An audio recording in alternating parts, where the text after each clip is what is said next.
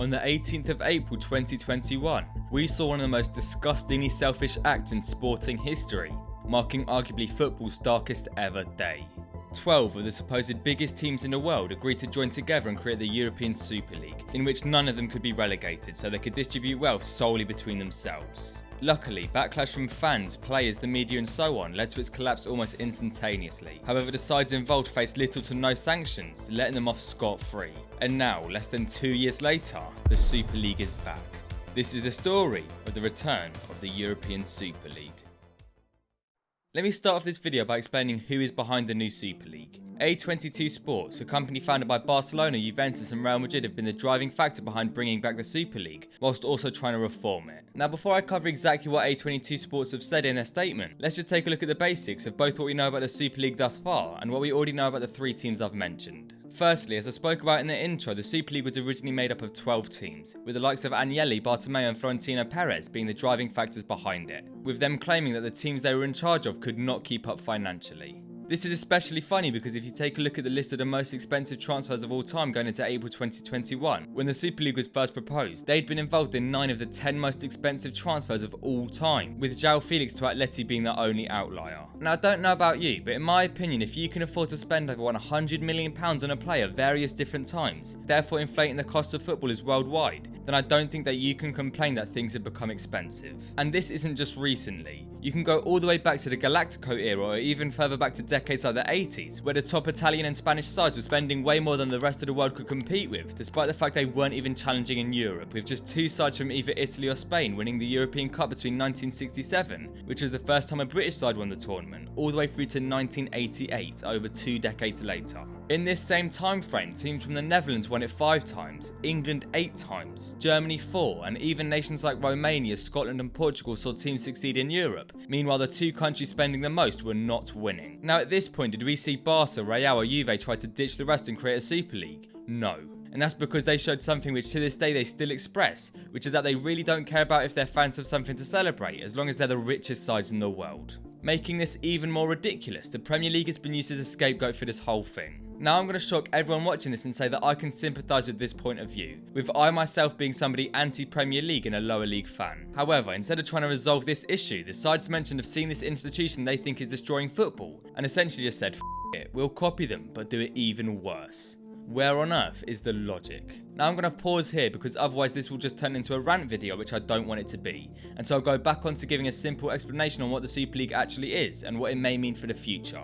So to start, I'll go over what's actually happened. The company made by Juve, Barca and Real named A22 Sports released a statement going over the following things. They claim to have spoken to nearly 50 European clubs since October, with the vast majority agreeing that European football is under threat. To put it simply, A22 Sports said it's time for change in European football, as sides with glorious European traditions can no longer compete.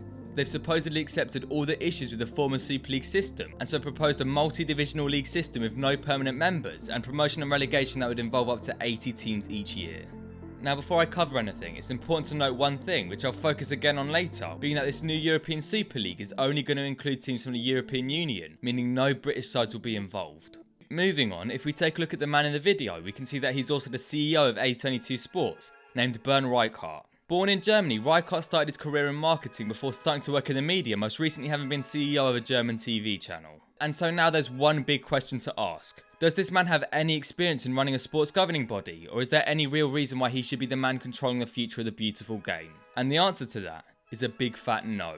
But let's not sit here and act like the people who run these big clubs are completely stupid and would put a random guy in charge of their dream. So why is Reichart in charge now? And that's because right now this proposed Super League system is not a scheme to make European football more fair, it's just a marketing tactic to give them more power through PR. Reichart is a marketing and advertising genius who knows what he's doing and has time and time again proven himself in drawing huge audiences to be on his side. To put it simply, this man is charismatic and smart, and so would have deliberately put this statement out now for one reason or another. And in my opinion, this is just the next stage in terms of trying to bring an audience round to the idea of a Super League, with A22 knowing full well it's impossible right now to make it happen. However, one thing they can do is lay the foundations down so that in the future when UEFA slip up, which they will, they can give it their all to try and gain control. And so I think once the Super League has finally gained control, Rijkaard will be dismissed and given a huge bonus, where somebody like Perez would then be the leading man. And the thing that's so particularly dangerous about this is that when big corporations gain control, more often than not we see the rich minority succeed and the majority start to struggle. A key factor behind the Super League movement right now is that UEFA supposedly have a monopoly over controlling European football. However, if you then pass control over to people who are no longer neutral, then things will only get worse, as the rich clubs will monopolise everything. A22 have claimed that sides don't have control over their future, and that essentially a silence by UEFA will have to face sanctions, supposedly promoting that they want to give teams more power and that UEFA should not be the sole group in charge. Now in theory this kinda makes sense, but also contradicts some things they've already said and is utterly ridiculous. If you don't have a supposedly neutral group in charge, which by the way already favours the rich sides anyways, then football would become total chaos, and whichever teams have the most money, therefore have the most power. We've not only seen this in different sports, but quite literally in every walk of life. And so it's undeniable in my opinion that a corporation owned and run by 3 clubs cannot be in control of every single team in Europe. As well as this, if you look at almost any association aimed at looking after clubs worldwide, they've reacted negatively to the Super League. If you're looking for an example, just take a look at this quote from the European Club Association. Now, if the organisation whose sole job is to look after European clubs are saying that something is a farce and will not look after sides, then it's fair to say that a biased organisation's promises are unfaithful and most certainly have an ulterior motive. If/when the Super League goes through, there is absolutely nothing that could stop them from playing a fixture like Inter Milan versus Real Madrid 4 times a year, each time being in a different continent, with fans having to either travel thousands of miles each game or choose to miss out on watching the side they love. As I said earlier, in my eyes this is just one stage of the Super League's big plan to soften people up and then swoop in at a later date. And the reason for all of this is jealousy. From teams outside of Europe's top 5 leagues being jealous of the success of the big boys, having once been dominant forces in the continent, to other sides in La Liga for example watching as Barcelona and Real Madrid spend hundreds of millions each year, meanwhile they're forced into selling their stars to the Premier League. Jealousy is everywhere. Teams like Real Madrid are jealous of the Premier League and have used it as a big factor for the Super League. And this is because teams in the Prem are able to spend and make even more money than Real can, and that's all because instead of allowing 2 big teams to have all the cash, the Prem instead distributed it out further down the table, which in turn grew the league quicker, actually making the big sides richer than they would have been had they just hoovered in all the money from the beginning. Now instead of seeing this and deciding to do the same thing, Real Madrid and co would rather just create a Super League as it's quicker and easier regardless of the negative impacts it may cause. Furthermore, if you take a look at the biggest argument about why La Liga can't replicate the Premier League, it's all about how the Premier League is in England, making it easier to market to the world. However, if language and culture of the country was a determining factor, then surely we'd be seeing World Cup winning players like McAllister and Martinez playing for Spanish teams rather than playing in an overcast England. Now once again, I feel like I've gone down the ranty route which this video is not meant to be, so let me summarise and conclude.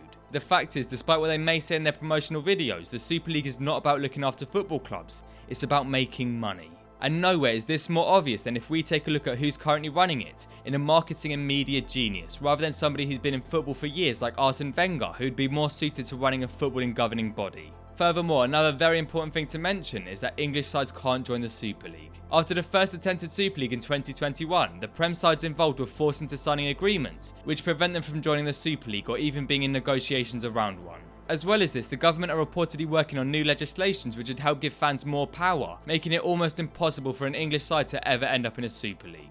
Furthermore, German sides have made it very clear they would never end up joining one, as well as the biggest French side PSG staying clear, particularly important as their owner is also in charge of the ECA, showing that it's really only a few sides in Italy and Spain that would ever show interest. And so it begs the question, will the Super League ever actually happen?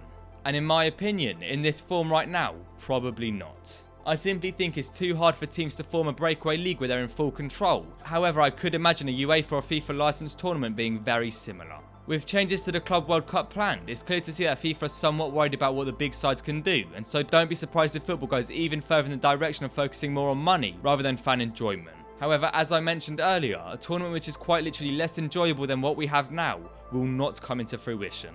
Interestingly, I do have one main prediction for the distant future which I think could very much happen, and maybe the only way to prevent a supposed Super League. If we read between the lines, what these clubs want is more money and therefore to globalise the game. The biggest way we can see this is through pre-season tours, where clubs will travel to the opposite side of the world, where the big boys often end up playing each other in front of huge audiences. And so if you take this in and remember that we also saw a successful on-pitch World Cup during the winter this year, I would not be surprised if in the future we see the football season be split in half every campaign, allowing teams to go on extra tours across the world, making them more money, whether that's part of the Club World Cup or invite-only competitions which would take place at the Super League. The main issue people had with the Super League was that it didn't work for the fans, particularly the local matchgoers. However, if you can remedy that issue by keeping all the big competitions as they are, whilst also allowing the game to globalise, you'd find the best of both worlds. See, we know that the Super League isn't about making the game more fair for everyone, it's about making the rich richer.